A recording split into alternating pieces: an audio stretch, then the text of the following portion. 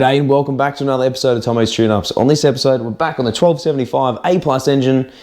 Now, you're probably wondering, why the hell have we got this thing pulled back apart when last episode it was merely a bee's dick away from getting finished? Now, it is simply put for two reasons.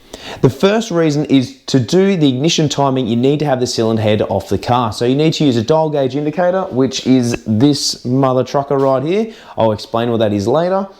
And in order to do it, you need to have the cylinder head off and use number 1 piston as a reference. So that's the first reason. The second reason is I had a subscriber message me saying that there are certain things that I probably needed to have done in the process. Now, I'm going to run through those things now, but he made a really good point, and these were the sort of things that I had forgotten about merely because I did this at TAFE, which is your training course in which you do your apprenticeship. So when you build an engine, it is very important that you follow particular steps to get things done right. Now, if you're a first-time engine builder, I congratulate you for giving it a go. But in saying that though, seek professional advice and use as much resources as you possibly can, both literature and videos, to try and get it done. Otherwise, you're going to make a catastrophic mistake. A lot of engine failures of people who have built them and don't know exactly what they're doing, and don't take this the wrong way, you're going to fuck it up. And if that's the case, then it's going to be a catastrophic failure. So you want to make sure that you get this stuff done right and do it right the first time. Now, one of the points that he said to me was, hey, let's get this pulled apart. Let's double check it. Otherwise, when you go to start the car, it may not happen straight away. It might be down the track, but if it does, it might end up being something serious, or it might just be okay.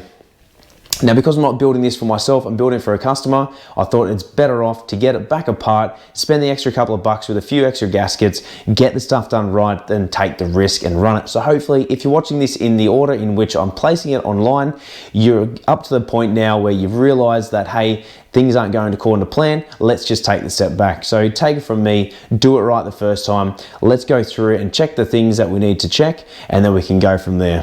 Let's get into it. Okay, so there's a couple of things that we're going to be addressing here, and the first two things are going to do with the crankshaft. Now, when I installed the main cap bearing, so what attaches a crankshaft to the block, I lubricated both sides of the bearing. Now, it's not a common practice or a good practice to apply a grease, or in my case, the engine oil, to both sides of the bearing. All you want to be doing is installing the bearing dry and then applying a film of oil or assembly lubricant on the inside, so where the crankshaft is actually making contact with the bearing. The second thing is we want to make sure that it doesn't have too much end float. Now, going back to what we've said before in previous videos, end float is the lateral movement in which the crankshaft has. So it needs to have some sort of give. If it is too tight, when you go to put your foot on the clutch, it's going to stall the engine because there's not enough play in the crankshaft itself. Now, if there's too little, it's going to be causing the crankshaft to move back and forth, and it's going to start to wear other components. It's going to start to wear the main caps, the big ends. It's going to do absolute damage to anything that has movement attached to it, which is anything attached to the crankshaft. So it could be the flywheel, could be the pressure plate, it could be anything. So you want to make sure it's within specification. The second thing is pull the camshaft out, apply some assembly lubricant to it so it's well greased.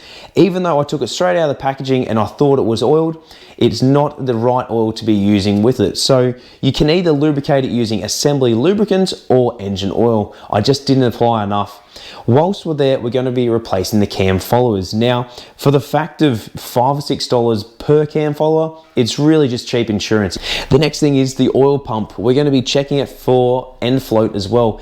Now, some of these oil pumps, you find you get a really good one, other times you get a really shit one. And if that's the case and it has too much end float, it's not going to be creating the right amount of vacuum, therefore you're going to lose oil pressure. The last thing is, you've probably already seen, but I've already taken a piston out. I've taken it out so we can lubricate the rings when they go back in.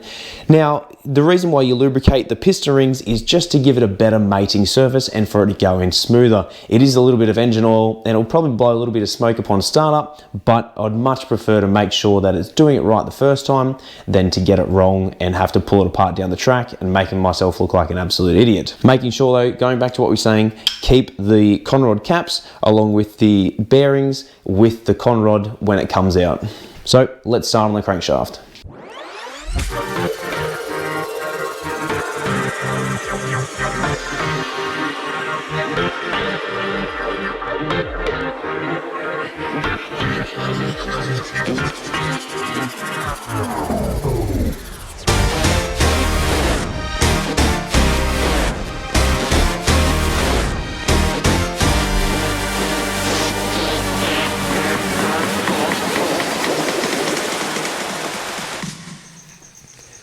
so the next thing we're going to check before we start the reassembly process is going to be the end float of the crankshaft. Now you want to grab yourself one of these. These are called a dial gauge indicator. This will give you all the precise measurements that you need to be able to get it all done. It generally comes with a couple of different attachments, arms, and a switchable magnet at the base. One thing I did fail to mention is that I've already gone through and done the main bearing caps like I have done with the conrod bearings. So all we did was remove the bearings. I cleaned up both sides with a bit of brake cleaner, reinstalled them dry, and then applied a little bit of engine assembly lubricant, which is this black strip here, onto the mating surface where the crankshaft goes to the bearing, and then we're going to install them later. So but before we do this, we're going to go through and do the end float. So what we're going to do is just set the dial gauge indicator up on a completely flat surface. So it'll probably go about here, depending if we can get it on there flat enough. So we switch the magnet on, and that should just stay there. As long as it's a flat surface, it'll be magnetic to the block. So we're just going to loosen off the screws over here. We're going to roll it around, and we're going to apply it to the end of the crank bolt. So what we want to be doing, I can probably, there we go. So if you have a look here, we have two different dials on the indicator. So we have the large dial on the outside, and we also have a smaller dial on the inside. This one goes from 0 to 10 mil. So what we're going to do is we're going to set a preload of about 5 mil. Now, if you don't set a preload whatsoever, you'll find that if you are going one way or the other, it may go outside its tolerance. So it's always best to have a decent preload set to it, depending on what you're doing. That way you can ensure you're going to get the right reading. So once it's all lined up, you just want to be turning the outer ring until the dial gauge indicator gets to 0. Alright, so now that we have the dial gauge indicator set up along with a good light, we can make sure that everything is set correctly. So the magnet is switched on, all the clamps are tight, and that way it also has approximately 4.5 mil of preload. So you want to apply it to a flat surface and then grab yourself a pry bar, and we're just going to pry between one of the ends of the crankshaft and push it all the way to one direction. Alright, so I'm just going to rotate the crankshaft a little bit, just see if we can get a little bit better angles to get on there. So what I'm going to do, because I've now rotated it and it's got a little bit of movement, I'm just going to reset it to 0. So whenever you make any adjustments, you want to make sure that this is a very precise measurement. So always make sure it's on 0 and you got your preload set. So all I'm going to do is just wedge it between one of the main bolt caps and the end of the crankshaft. So we're going to push it all the way one way and make sure that it's seated all the way. Now we've gone back to almost 0, so we just readjust that, and we're going to apply pressure in the opposite direction on one of the other main bearings. Now you just want to apply a little bit of pressure. You don't want to be swinging off it and trying to move it with a 6-foot pole. You only just want to be applying enough pressure. That way it'll give you a good indication as to how much movement you have in the crankshaft. We just want to give it a little bit of movement, and we're sitting at around 0.6 of a millimeter, so that's within specification. If I then went and applied a lot more force, you'd probably find it would move further, but this is within tolerance. So you want it between 4 and 6 thou of an inch. Once you've done those measurements, you can then continue on with your build. Now the next step here is to remove the camshaft, so we can then remove and replace the camshaft followers. Once we install the new camshaft followers with some assembly lubricant, we're going to be doing the same thing with the camshaft.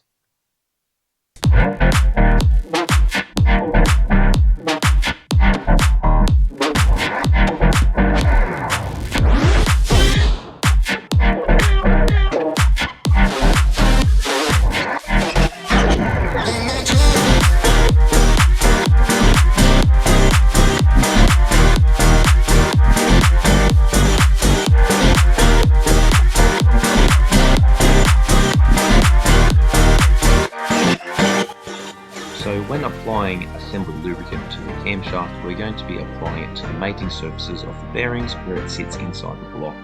Once we have done that, we are then going to apply some more assembly lubricant to each of the camshaft lobes to ensure that when it goes inside the block, they have a nice mating surface, and that way there is a little bit of oil tolerance between the lobes and the followers.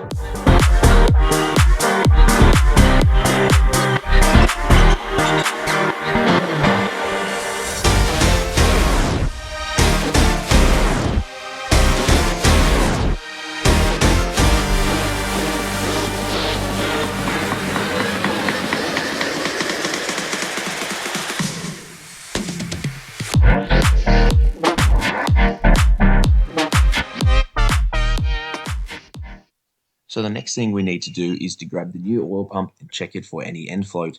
All you want to be doing is grabbing the spade drive bit and moving it in and out to see if there's any movement. This one has none whatsoever, so we know we've got a good one. Once you've done that, make sure you reassemble it with engine oil filled inside the pump or even Vaseline to ensure proper suction upon startup. So our next step is to grab the new oil pump gasket. So as you can see here, the new one is green, whereas the old one is brown and significantly thinner. So we're just going to send that one. See you later. Once we've done that, we are then going to install the new oil pump gasket between the block and the oil pump. This upgraded version is twice the cost of the original, which ends up being around $2.50 Australian dollar. So it is worth the investment to ensure that you have proper vacuum upon startup to the oil pump. So there we have it, guys. That's how you adjust the end float on your crankshaft.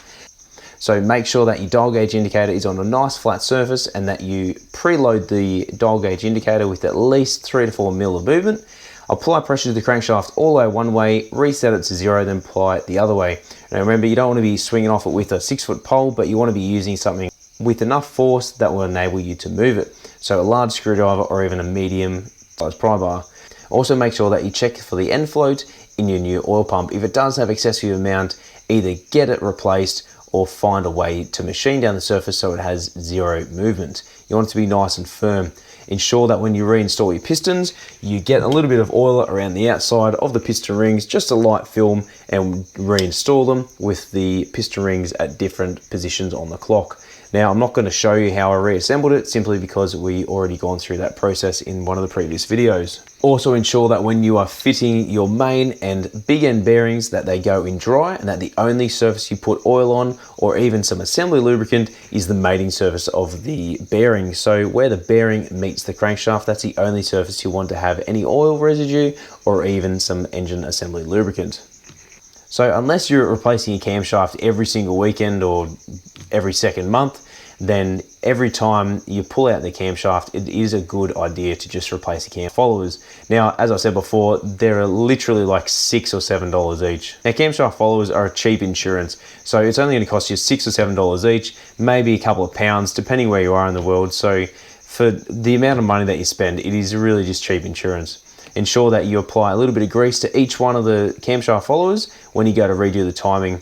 Don't put too much on the number 1 cylinder inlets because you're going to be using that to adjust your ignition timing when we use the dial gauge indicator on the top of the piston. Number 1, if anything, you can use just a little bit of engine oil. That way it's not going to stick inside the bore.